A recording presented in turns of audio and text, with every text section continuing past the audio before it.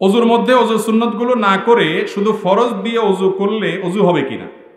অজুর মধ্যে যদি শুধু ফরজগুলো আদায় করেন, সুন্নত না করেন, নাকে পানি দিলেন না, কুলি করলেন না, এবং আপনার আরো যে সুন্নত আছে সেগুলো করলেন না, একবার ধুইলেন, 3 বার করে ধোয়া সুন্নত সেটা আপনি করলেন না, তাতে অজু হবে কিনা?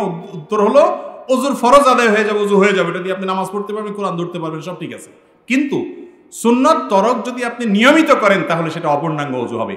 অজুর ক্ষেত্রে একটা শব্দ খেয়াল করবেন, নবী সাল্লাল্লাহু আলাইহি ওয়াসাল্লাম হাদিসে অজুর ক্ষেত্রে বলেছেন আসবিগুল ওযু, তোমরা অজুকে পরিপূর্ণভাবে করো, সাধারণভাবে অজু করতে বলেন নাই। এজন্য অজুতে সুন্নতগুলো যেন আদায় হয় সেটা খেয়াল করা উচিত। হ্যাঁ, কখনো ধরেন টেপের পানিতে এত কম পানি আসতেছে আর কোনো পানি নেই, শহরে হয়তো কোনো মসজিদে আপনি অজু করতেছেন, বিরাট সিরিয়াল পড়ে গেছে, এখন আপনি অল্প পানি দিয়ে শুধু ফরজটা আদায় করতেছেন যাতে মানুষের ঝামেলা না হয়, এটা ঠিক আছে, এটা বরং ভালো কাজ। আপনি একদিন সুন্নত তরক করলেন একটা বিশেষ পরিস্থিতির কারণে, কিন্তু সচরাচর সুন্নত তরক করা উচিত না। তারপরেও যদি কেউ সুন্নত তরকে অজু করে তার অজু ফরজ আদায় হয়ে যাবে। নামাজের মধ্যে যে বিভিন্ন ওয়াসওয়াসা হয় তার কারণে মনোযোগ নষ্ট হয়ে যায়, তখন আমরা কি করতে পারি? নামাজের মধ্যে যদি আমাদের বিভিন্ন ওয়াসওয়াসার কারণে মন এদিক সেদিক চলে যায়, তাহলে সেক্ষেত্রে মনে রাখতে হবে একটা ইবলিস লাগছে আমাদের পিছনে। কি লাগছে? সেই ইবলিসের নামও নবী সাল্লাল্লাহু আলাইহি ওয়াসাল্লাম বলে দিয়েছেন হাদিসে, তার নাম হলো খিনজাব। এই খিনজাব নামক একটা বিশেষ শ্রেণীর ইবলিস আছে, এদের কাজ হলো মুসল্লিদের নামাজকে নষ্ট করে দেওয়া, নামাজের মধ্যে মনোযোগের মধ্যে ব্যাঘাত সৃষ্টি করা, এটা হলো তাদের কাজ। তো এরকম যদি তারা ডিস্টার্ব করে, আপনার কাজ কি? নবী সাল্লাল্লাহু আলাইহি ওয়াসাল্লাম শিক্ষা দিয়েছেন, বাম দিকে 3 বার থুতু ফেলবেন এবং আল্লাহর কাছ থেকে পানাহ চাইবেন তার জন্য। এই থুতু ফেলা মানে এই না যে গালবর্তে থুতু ফেলবেন আপনি, জাস্ট সুইর আগা পরিমাণে থুতু বলা করা, যেটা থুতু করলেই একটু তো বের হয়ে যাবে, জাস্ট এটা করার শিক্ষা নবী সাল্লাল্লাহু আলাইহি ওয়াসাল্লাম দিয়েছেন। আর নামাজের মধ্যে ওয়াসওয়াসা হতে পারে, মন অন্যদিক যেতে পারে, এরকম বিষয়গুলোকে আগে থেকে দূর করে তারপরে এসে নামাজে হাজির হতে হবে। নামাজের বাইরেও আল্লাহর কাছে আশ্রয় চাইতে হবে, আল্লাহ ওই খিনজাব শয়তান থেকে আপনার কাছে আমি আশ্রয় চাই, পানাহ চাই। দোয়া করতে হবে নামাজের আগে, নামাজের পরে, বিভিন্ন সময় বিভিন্নভাবে। এরপরে প্রশ্ন হলো নামাজের ছেড়ে গেছে কই, এগুলো কই? ওই যে আরো কতগুলো করছে, এখান থেকে উঠাতে বলছে, যেগুলো উঠেছেন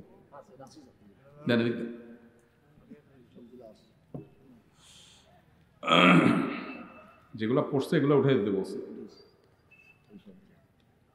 আরে ভাই, আপনি তো সব মিশাই ফেললেন, যে উত্তর দেওয়া না দেওয়া সব এক করে ফেললেন। এখানে 4-5টা পড়ছে বলছে, সেগুলো উঠাইতে আপনি দেওয়া না দেওয়া সব একসাথে করে দিলেন। আমি দিয়া এখানে রাখছি, আপনি বললে তো হবে না। কি আজব মানুষ।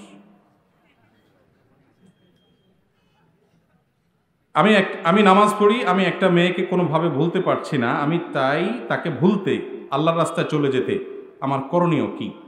ভাইরা আমার, আল্লাহ তাআলা মাফ করুন, আমাদের অনেক ভাইরা আছেন হারাম সম্পর্কে জড়িয়ে গেছেন, এমনি জন্য নিজের ইমান আমলকে নষ্ট করছেন। খুব ভালো করে শুনে রাখেন, কেন অন্য মানুষের ভালোবাসা মহব্বত আমাদের অন্তরে প্রাবল্য বিস্তার করে, চাইলেও ভুলতে পারে না। কেন? কারণ আমাদের অন্তর যে আল্লাহকে দেওয়ার কথা সেটা আমরা দেই নাই, যে আল্লাহকে দেওয়ার কথা তাকে আমরা দেই নাই। এই কারণে কিন্তু আমাদের অন্তরে শয়তান দখল করে নিয়েছে। আল্লাহ বলেছেন ওয়াল্লাযীনা আমানু আশাদ্দু হুব্বাল লিল্লাহ। আপনি যদি আখিরাতকে বিশ্বাস করেন, আপনি যদি বিশ্বাস করেন কিয়ামতে আল্লাহর সামনে দাঁড়াতে হবে, পুঙ্খানুপুঙ্খ রূপে প্রতিটা কথার হিসাব দিতে হবে, কাজের হিসাব দিতে হবে, আপনার ভিতরে অন্য কারোর প্রতি ভালোবাসা আসবে না। কিভাবে আপনি রবকে সন্তুষ্ট করবেন তার জন্য অস্থির হয়ে যাবেন, ইমানের দুর্বলতার কারণে এগুলো হয়ে থাকে। যদি কেউ এরকম রোগে আক্রান্ত হন, তার কাজ হলো তার ইমানকে বৃদ্ধি করার চেষ্টা করা, কোরআনকে বুঝে পড়ার চেষ্টা করা। কোরআন যত বুঝে পড়বেন তত ইমান বাড়বে, আর ইমান যখন বাড়বে, আল্লাহ বলেছেন ওয়াল্লাযীনা আমানু আশাদ্দু হুব্বাল লিল্লাহ, যারা ইমান এনেছে তারা সবচেয়ে কঠিন ভাবে ভালোবাসে শুধু আল্লাহকে, আল্লাহর মতো আর কাউকে এরকম ভালো তারা বাসে না। আল্লাহ ছাড়া অন্য কাউকে আপনি ভালোবাসছেন, কাকে ভালোবাসছেন? যাকে ভালোবাসছেন সে আল্লাহর সৃষ্টি। আল্লাহর সৃষ্টির জন্য যদি আপনি পাগল হয়ে যান, তাহলে স্রষ্টা আল্লাহ রাব্বুল আলামিনকে কত বেশি মহব্বত করা উচিত, ভালোবাসা উচিত, তার প্রতি কত বেশি ধাবিত হওয়া উচিত। এই জন্য শর্ট এবং সংক্ষিপ্ত পরামর্শ হলো কোরআন বুঝে পড়েন। কোরআন বুঝে পড়লে ইমান বাড়বে, আর ইমানের মিটার যত বাড়বে তত ইনশাআল্লাহ গায়রুল্লাহর মহব্বত, যে আল্লাহর মহব্বত অন্তরে আসবে। আল্লাহওয়ালা নেককারদের সোহবতে থাকবেন এবং হারামের সম্পর্ক থেকে একেবারে ছিন্ন করে ফেলবেন। অনেক যুবক বলে আমি ফিরে আসতে চাই, কিন্তু মেয়ে আমাকে জ্বালাতন করে আসতে দেয় না। আমি বলি তাকে ব্লক করে ফেলেন, নাম্বার ডিলিট করে দেন, সিম চেঞ্জ করে ফেলেন, দূরে সরে যান কিছু সময়ের জন্য, ইনশাআল্লাহ ঠিক হয়ে যাবে। আপনি মনে করতেছেন সে আপনার জন্য পাগল হয়ে এটা করবে, সেটা করবে, আত্মহত্যা করবে। আল্লাহ মাফ করে 2-4টা অ্যাক্সিডেন্ট ঘটে থাকে, সেরকম কিছু হলে তার অভিভাবককে জানিয়ে দেন, আপনি দায়িত্বমুক্ত হন। কিন্তু আপনি মনে রাখবেন আপনার ইমানকে আপনাকে বাঁচাতে হবে। আপনার আমল আপনাকে বাঁচাতে, আপনার কবরে আপনি যাবেন, ওই মেয়ে যাবে না। জবাবদিহি আপনাকে করতে হবে, সে করবে না। আপনার চরিত্রের জন্য আপনাকে জিজ্ঞাসা মুখোমুখি হতে হবে। আল্লাহ তাআলা আমাদের যুবকদের ঈমানকে হেফাজত রাখার তৌফিক দান করুন। এরপর প্রশ্ন হলো, সোনার উপর যাকাত সকলেই জানে, কিন্তু ফসলের যাকাত ওসর আদায় না করার পরিণতি কি হবে? সমাজে অনেক মানুষের জানা নাই, কোরআন ও হাদিসের আলোকে জানালে কৃতজ্ঞ হব। এই প্রশ্নটি আমাদের সকল প্রশ্নের মধ্যে সবচেয়ে গুরুত্বপূর্ণ প্রশ্ন। এটার উপরে দীর্ঘ সময়ের আলোচনা হওয়া উচিত, সেটা আমরা কোনো এক সময় করবো ইনশাআল্লাহ। আজকে শুধু এটুকু বলি, বাংলাদেশে একটি ফরজ আছে, যে ফরজটা অবহেলিত, হারিয়ে গেছে, মানুষ জানেই না, আমল তো দূরের কথা, ধারণাই নেই। নামাজ ফরজ, রোজা ফরজ, পর্দা ফরজ, হক হালালে চলা ফরজ, হারাম থেকে বাঁচা ফরজ, এগুলো আমরা জানি। আমরা অনেকে যাকাত দেই, সম্পদের যাকাত, স্বর্ণের যাকাত, নগদ টাকার যাকাত, ব্যবসার যাকাত, এগুলো ঠিক আছে। ফসলের যে যাকাত দিতে হয়, এটা বাংলাদেশের অনেক মুসলমান ভাইরা জানেও না। ফসলের যাকাত দিতে হয়। আল্লাহ বলেছেন, ওয়াতু হাক্কাহু ইয়াওমা হাসাদি, ফসল যেদিন কাটবা সেদিন ফসলের হক আদায় করবা, অর্থাৎ যাকাত দিবা। এই সম্পর্কে নবী করিম সাল্লাল্লাহু আলাইহি ওয়াসাল্লামের হাদিস আব্দুল্লাহ ইবনে উমর বর্ণনা করেছেন, বুখারী শরীফে হাদিসে কিতাবে আসছে। সেই হাদিসে তিনি জানিয়েছেন ফসলের যাকাত সম্পর্কে, যে ফসল যখন হবে, উঠবে, সেই ফসলের যদি সেচ দিয়ে, পানি দিয়া, সেচের পানি দিয়ে, পয়সা খরচ করে পানি দিয়ে ফসল করা লাগে, তাহলে সেই ফসলের যাকাত দিতে হবে। যা হবে তার 20 ভাগের 1 ভাগ গরিবকে দিতে হবে, ফরজ। আর যদি সেচ ছাড়া আসমানের পানি থেকে অটোমেটিক হয়ে যায়, তাহলে তার যাকাত দিতে হবে 10 ভাগের 1 ভাগ। 100 কেজি হলে 10 কেজি দিতে হবে।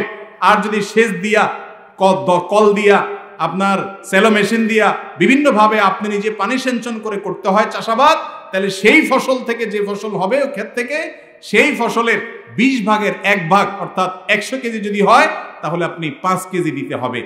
এটা যাকাত দেওয়া ফরজ।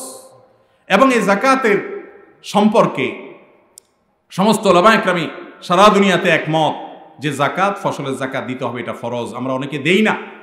বিশেষ করে আমাদের বাংলাদেশের প্রেক্ষাপটে অনেক ভাইয়েরা আছেন, তারা বলেন যে সরকারকে জমির খাজনা দেই, এটা দিলে আদায় হয়ে যাবে। এটা ভুল।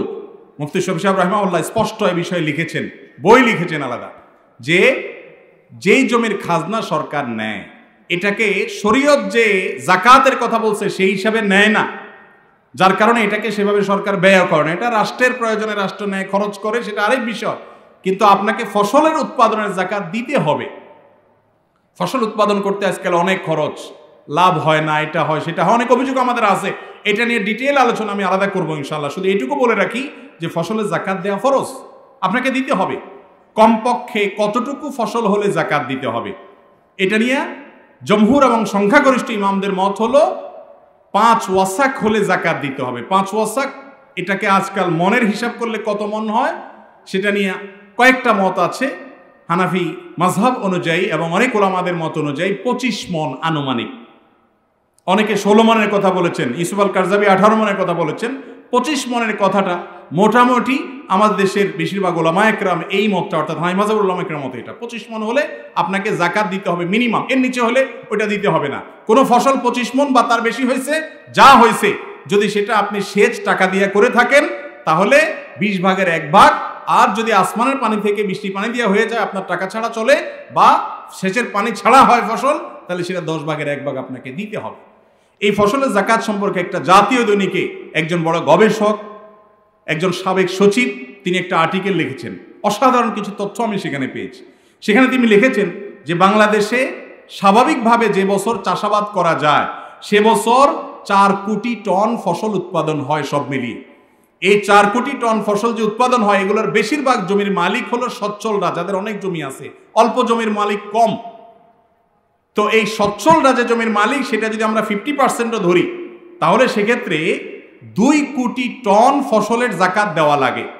আর 2 কোটি টন ফসলের যাকাত যদি ওই 20 ভাগের 1 ভাগও দেওয়া লাগে, তাহলেও যেটা হয় সেটা হলো 10 লক্ষ টন যাকাত শুধু গরিব পায়। 10 লক্ষ টন ফসলের মূল্য যদি বের করা হয়, অন্তত আনুমানিক সেটা প্রায় 5,000 কোটি টাকা হয়। এবার এই হিসাব করে দেখেন, এই দেশে গরিব যারা খাদ্যের অভাবে কষ্ট করে, ফসলের যাকাতটা যদি সঠিকভাবে আমরা আদায় করি, বুঝতে পারি, এই ফরজটা যদি আমরা প্রতিষ্ঠিত করি, জিন্দা করি, তাহলে ইনশাআল্লাহ গরিবরা আর ক্ষুধার্ত থাকবে না। অতএব ফসলের যাকাত দেব তো ইনশাআল্লাহ। বাংলাদেশে অনেক মানুষ দেয় না। এ বিষয়ে যদি আপনি বিস্তারিত জানতে চান, মাওলানা আবুল ফাতা মোহাম্মদ ইয়াহিয়া রাহিমাহুল্লাহ তিনি এই বিষয়ে লিখেছেন, সংগ্রহ করতে পারেন বই।